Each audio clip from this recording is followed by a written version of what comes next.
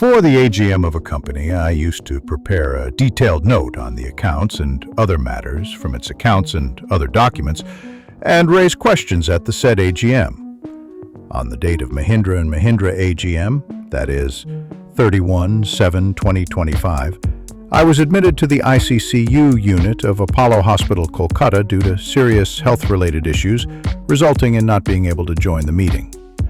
From yesterday, my doctor allowed me to use my mobile and, as a result, thought of sharing my note with all of you. Please feel free to share your thoughts on the same. Respected Anand Sahab, Dr. Shah, Mr. Jajurikar, Mr. Manoharan, and other directors of the company. Myself, Tamal Kumar Majumdar, an equity shareholder from Kolkata. 1. Sir, before the AGM, our beloved company secretary Narayan Shankar retired from service. Another company secretariat stalwart Sumit Maheshwari also resigned. Narayan is one of the best company secretaries of our time. We wish to express our deepest appreciation for his leadership as the company secretary. Narayan, as well as Sumit's contributions to our company and its shareholders, will be long remembered. We also wish Narayan a relaxing and enjoyable retirement, Sumit success in his new assignment outside the group, and Divya Mascarenhas success within the group. We also welcome Mr. Daga as our new company secretary and wish him good luck. 2. Sir, I have gone through the 450-page annual report, subsidiary accounts, have some queries, and, as always, seek your indulgence. 3. During the year, the company declared excellent results on standalone and consolidated basis. In the utility vehicle segment, its growth was 19.9% in relation to the previous year, with a market share of 19.7%. In LCV goods and three-wheeler, its market share increased to 48.9% and 11.6% respectively. The company launched EVs, which are in huge demand. The margin of our company modestly compressed by 20 to 30 base due to EV rollout costs and competitive pricing across EV models. In the case of farm equipment, PBI margin expanded by 200 base to 18.4%, with the tractor market share reaching an all-time high of 43.3%.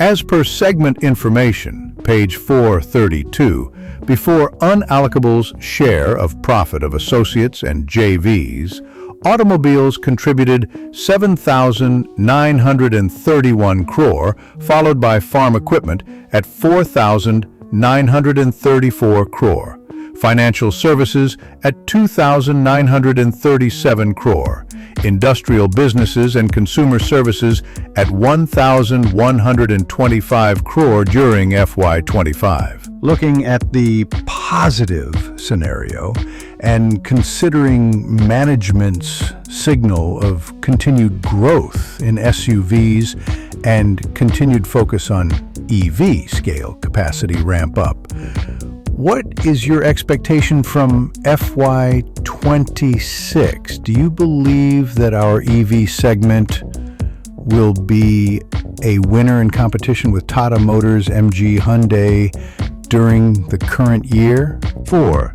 Sir, the company during the year increased its investment in Mahindra Electric Automobile Ltd, MEAL, by 2,255 crore rise to a 5,454 crore rise, MEAL, during FY25 against the sale of products of 2,263.79 rupees, including overseas sale of 26.87 crore rise and spares of 9,619.71 crore rise.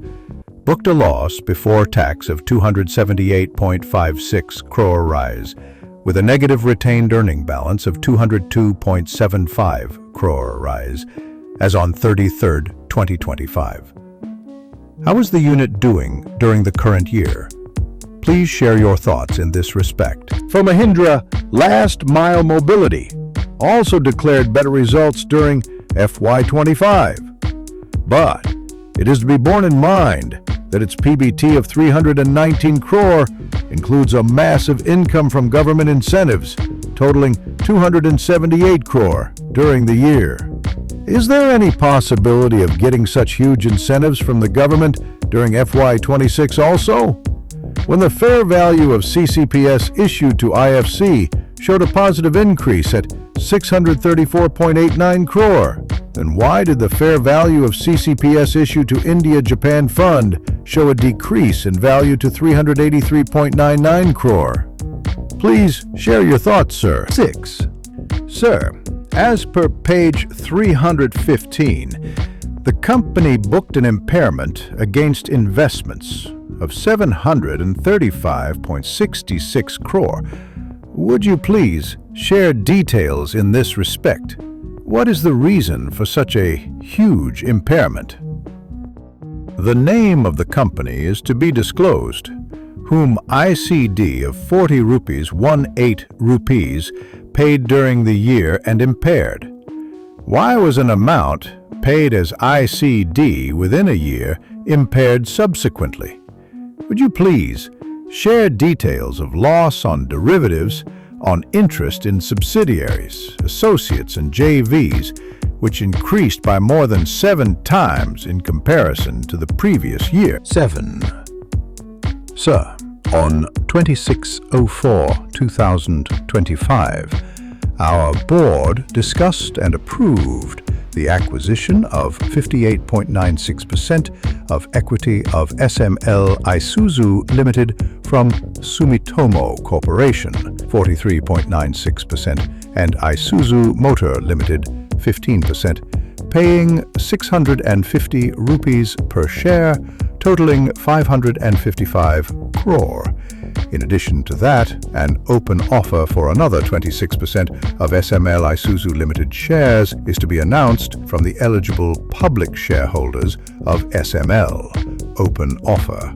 In accordance with the SEBI, Substantial Acquisition of Shares and Takeovers, Regulations 2011, as amended, Takeover Regulations, subject to receipt of applicable statutory and regulatory approvals. Has the company got approval from SEBI for the said open offer till date? What is the reason for offering such a huge price of 1,554 rupee 60 cents per share when the company purchased it for 650 rupee per share? Please share your thoughts in this respect, sir. 8. Sir, farm equipment business is a money spinner for us for the last couple of years.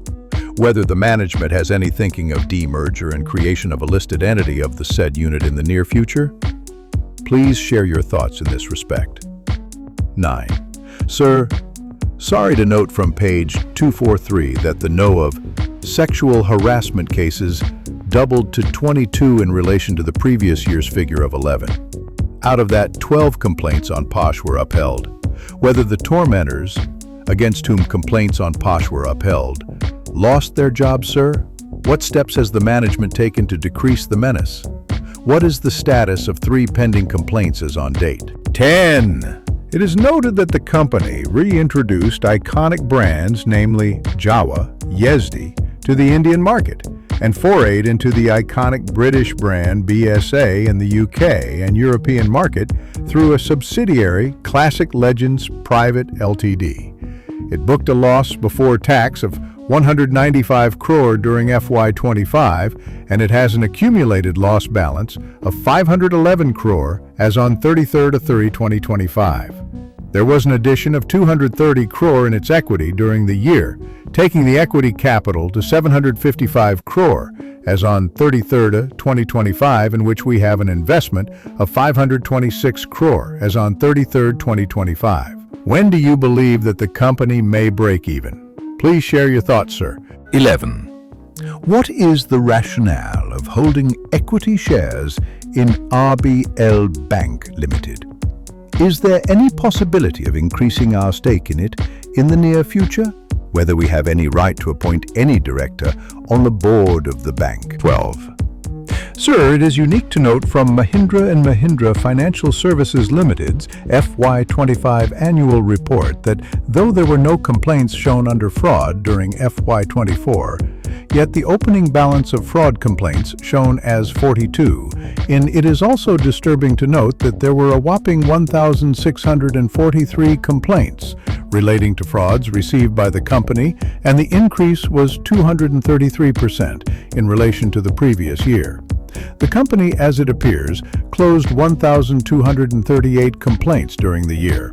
Whether the company had to provide any amount in this respect during FY25, what is the reason for the abnormal increase in complaints under the fraud head? What corrective measures have they taken to decrease the menace? What is the present status of 647 complaints pending at the end of the year? What is the present status of fraud noticed in its Ayazal branch during FY24? Please share your thoughts in this respect. 13. Sir, MMFSL's subsidiary, Mahindra Rural Housing Finance Ltd, is in very bad shape and booked a loss before tax of 305 crore during FY25. After taking credit of deferred tax of 77 crore, loss after tax decreased to 228 crore. The company has a loan exposure of 7,503 crore as on 31/3/2025, highest being contributed by the Western region at 3,210 crore, followed by South at 3,017 crore, North at 1,068 crore, and East at 207 crore. How is the subsidiary doing during the current year? Whether the company slowed down disbursement and concentrated more on recovery? Please share your thinking in respect of the subsidiary.